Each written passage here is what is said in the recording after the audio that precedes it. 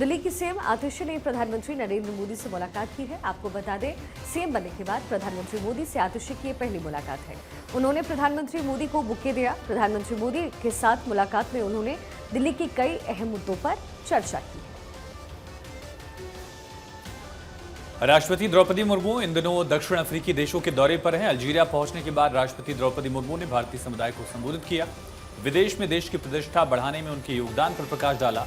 बता दें कि राष्ट्रपति अल्जीरिया, मॉरिटानिया, मलावी की यात्रा पर हैं। यात्रा किसी भारतीय राष्ट्रपति की अल्जीरिया की पहली यात्रा है। हरियाणा में विधायक बनने के बाद राज्यसभा सांसद कृष्णलाल पंवार ने राज्यसभा से इस्तीफा दे दिया है। उन्होंने राज्यसभा सदस्य रहते हुए बीजेपी के टिकट पर इसराना हलके से चुनाव लड़ा था। विधायक चुने जाने के बाद उन्होंने राज्यसभा से त्यागपत्र दिया। 2014 में बीजेपी सरकार में वो परिवहन मंत्री रह चुके हैं। अब एक बार फिर से मंत्री पद की दौड़ में हैं। जानकारी यह है कि कृष्णलाल पंवार ने उपराष्ट्रपति और राज्यसभा के अध्यक्ष जगदीप धनखड़ को अपना इस्तीफा सौंप दिया। स्पीकर ने फौरन प्रभाव से उनके इस्तीफे को मंजूर भी कर लिया है। कृष्णलाल पंवार इसराना विधानसभा सीट से विधायक बने हैं। वहीं केंद्रीय स्वास्थ्य और परिवार कल्याण मंत्री जेपी नड्डा ने दिल्ली में ICDRA भारत 2024 के 19वें अंतर्राष्ट्रीय सम्मेलन का उद्घाटन किया। इसका आयोजन CDSCO और WHO ने किया है। इस मौके पर स्वास्थ्य मंत्री ने कहा कि सम्मेलन अंतर्राष्ट्रीय साझेदारी को बढ़ावा देने और नियामक ढांचे विकसित करने में एक वैश्विक मंच प्रदान करता है। सम्मेलन वैश्विक विशेषज्ञों को एक साथ लाता है, जिससे दवा के नियमों में सुधार किया जा सके और सभी के लिए सुरक्षित स्वास्थ्य सेवाएं दी जा सके। आगे उन्होंने ये भी कहा कि विश्व की फार्मेसी के रूप में जाना जाता है और हमारी जेनेरिक दवाइयां मलेरिया, HIV, एड्स और TB जैसी बीमारियों का इलाज करने में मदद करती है, जो कि विकासशील देशों की स्वास्थ्य समस्याएं हैं। India played a crucial role in ensuring affordable access to essential medicines, vaccines and medical supplies for nations across the globe. Guided by the principle of Vasudhaiva Kutumbakam, the world is one family, we extended our support to more than 150 countries, providing life-saving drugs and vaccines during the pandemic. चलिए अब आगे बढ़ते हैं। रांची समेत राज्य के अलग अलग 20 ठिकानों पर ईडी कार्रवाई कर रही, जिस पर बीजेपी की तरफ से प्रतिक्रिया सामने आई। राज्यसभा सांसद आदित्य साहू ने कहा, प्रवर्तन निदेशालय एक स्वतंत्र एजेंसी है जिन शिकायतों के आधार पर कार्रवाई करती है। निश्चित रूप से ईडी को शिकायतें मिली होंगी, इसी आधार पर छापेमारी चल रही है। राज्यसभा सांसद ने कहा कि गरीबों के उत्थान के लिए बनाई गई योजनाओं के पैसे का झारखंड में बंदरबाट किया जा रहा है। उन्होंने कहा कि प्रधानमंत्री जल योजना के संबंध में, नल जल योजना के संबंध में झारखंड में अनियमितताओं का मामला सामने आया था। कहा कि योजना के तहत सिर्फ पाइप बढ़ा दी गई, उसमें न तो जल है न ही नल के जरिए दरअसल पानी की टंकी भी वहां जो थी उसको लेकर भी उन्होंने सवाल उठाया। हिमाचल प्रदेश में हाल ही में 2 बार आई बारिश और बादल फटने की घटनाओं की वजह से बहुत नुकसान हुआ। इन आपदाओं से निपटने के लिए लोगों को जागरूक करने के लिए आपदा प्रबंधन कार्य हो रहा है। इसी दिशा में 2024 आपदा प्रबंधन जन जागरण अभियान और साथ ही प्रदर्शनी का भी आयोजन किया गया। सीएम सुखविंदर सिंह सुक्खू ने इस अभियान का शुभारंभ करते हुए कहा कि पिछले साल आई बरसात में करोड़ों रुपए का नुकसान हुआ और सैकड़ों लोग काल के गाल बने। उन्होंने स्थानीय प्रशासन और आम लोगों के सहयोग की सराहना भी की है, जिससे आपदा पर नियंत्रण पाया जा सके।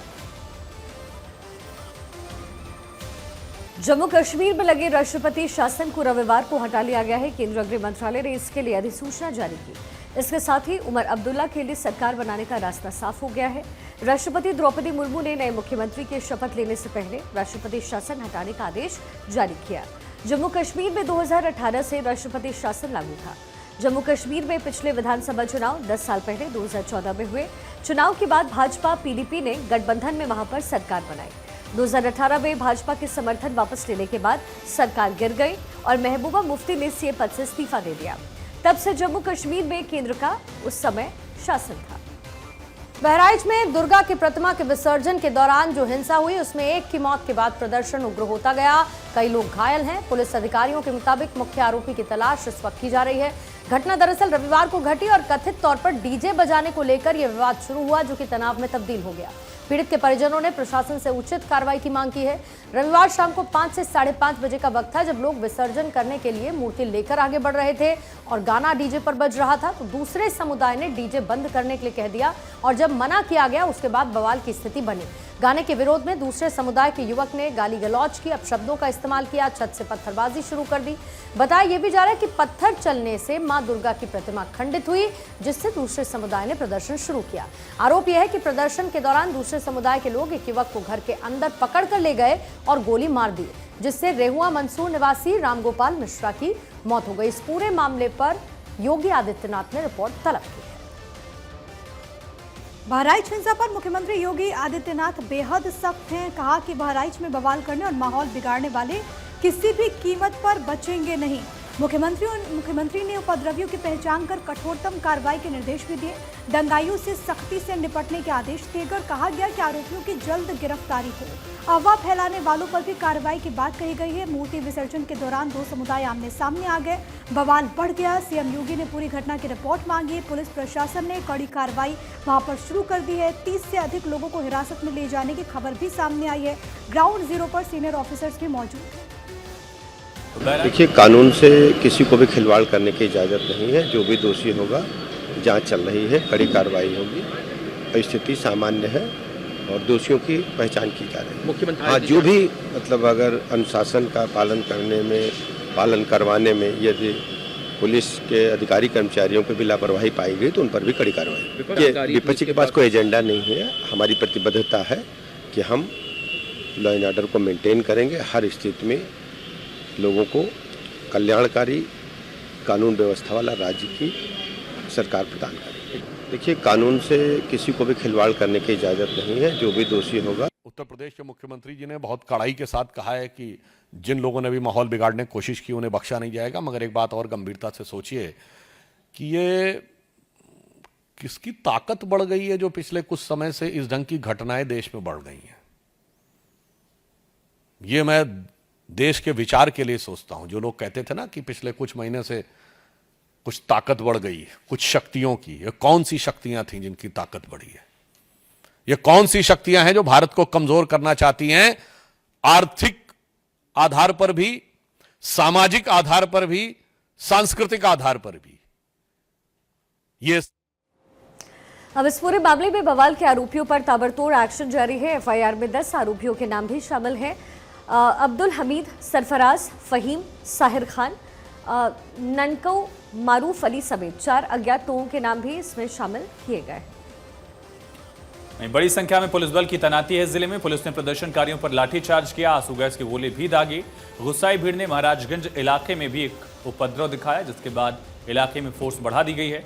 गुस्साई भीड़ आरोपी के एनकाउंटर और बुलडोजर एक्शन की मांग कर रही है। भीड़ का कहना है कि पुलिस सख्त कार्रवाई करे। इधर कुशीनगर में भी दुर्गा पूजा के दौरान वर्चस्व की लड़ाई का मामला सामने आया है। दुर्गा पूजा के दौरान दो पक्ष आमने सामने आ गए हैं और दोनों पक्षों ने एक दूसरे पर पथराव किया। कासिया नगर की 2 दुर्गा पूजा समितियों में विवाद बढ़ा है और दोनों पक्षों की तरफ से पथराव किया गया। पुलिस ने मामला दर्ज कर जांच शुरू कर दी है। पूरा मामला कासिया थाने के हाईवे चौकी के पास का है। वहीं यूपी के अंबेडकर नगर में मां दुर्गा की मूर्ति के विसर्जन के दौरान 2 पूजा समितियों में आगे पीछे होने को लेकर जमकर मारपीट हुई। सूचना पर पहुंची पुलिस ने दोनों पक्षों को समझा बुझाकर मामले को शांत किया। मारपीट का वीडियो अब सोशल मीडिया पर काफी ज्यादा वायरल है। लोग लाठी डंडे से मारपीट करते हुए नजर आ रहे हैं। पुलिस ने आरोपियों के खिलाफ सख्त कार्रवाई की बात भी कही। वहीं उत्तर प्रदेश के अमरोहा में विजयदशमी के दिन रामलीला के दौरान मंच पर राम और रावण का किरदार निभाने वाले कलाकारों के बीच मारपीट हुई। इस झगड़े से नाराज होकर के राम बने कलाकार ने अपने कपड़े और मेकअप उतार करके गुस्से में मंच को छोड़ दिया। अब इस घटना का वीडियो सोशल प्लेटफॉर्म पर तेजी से वायरल है। इस पूरे मामले को लेकर के गांव में पंचायत बुलाई गई, जहां इस घटना पर चर्चा हुई और दोनों पक्षों के बीच सुलह कराने की कोशिश की गई। एयर इंडिया के बाद इंडिगो की 2 फ्लाइट्स को बम से उड़ाने की धमकी मिली। आनंद फानन में इन फ्लाइट्स की सुरक्षा जांच शुरू कर दी गई है। पहली फ्लाइट मुंबई से जिद्दा जा रही थी, जिसका नंबर 6C56 है। इसको बम से उड़ाने की धमकी मिली।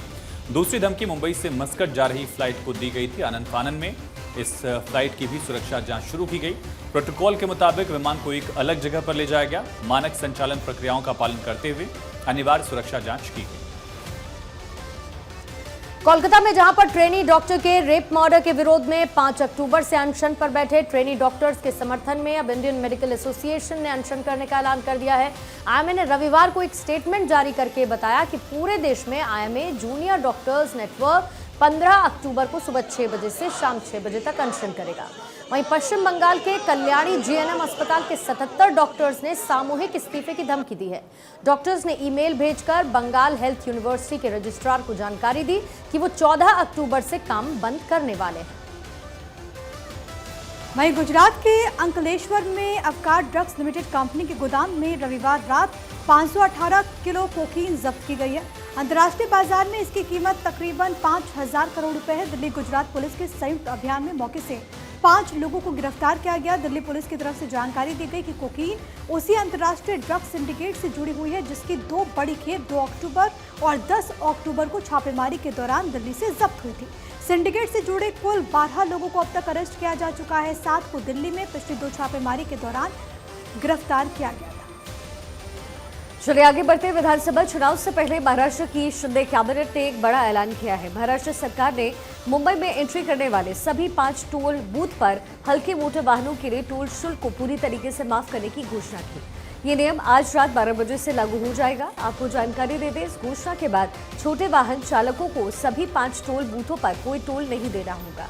मुंबई में एंट्री पॉइंट्स के दहिसर, एरोली, क्रीक ब्रिज और वाशी में सायन पनवेल हाईवे सहित 5 टोल बूथ मौजूद हैं।